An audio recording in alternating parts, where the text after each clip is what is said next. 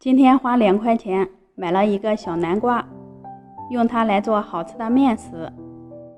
先把南瓜皮削掉，这种圆南瓜吃起来的口感更面甜。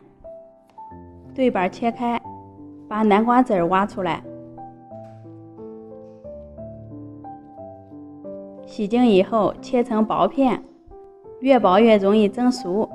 这里是300克的南瓜，水开之后放入锅中，盖上盖子，大火蒸上10分钟。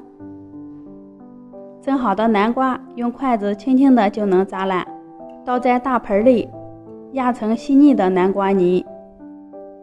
放凉以后加入3克酵母粉、15克白糖、15克奶粉、10克黑芝麻。先搅拌均匀，让白糖化开，再混少量多次的加入400克面粉，因为南瓜含水量比较多，就不用加水了。搅成面絮状，再下手揉成面团，揉成一个光滑中等软硬的面团，醒花至2倍大。室内温度高，1个半小时面团就化好了。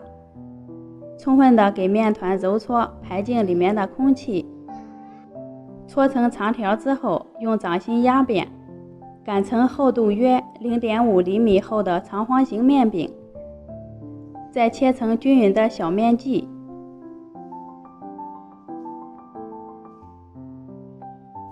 摆放到蒸壁上，中间要留点空隙。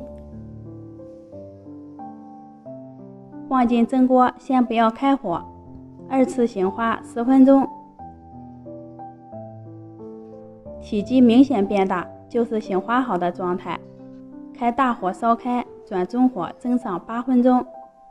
关火以后再焖上2分钟，即可打开锅盖。好香甜的一股南瓜味儿。南瓜这样做成面食，孩子特别爱吃，松软香甜，好消化，里面的组织也很细腻。加入了芝麻和奶粉，口感也很独特。夏天正是吃南瓜的季节，喜欢的朋友可以做给孩子们吃哦。谢谢你的观看，我是娟子，咱们下期见。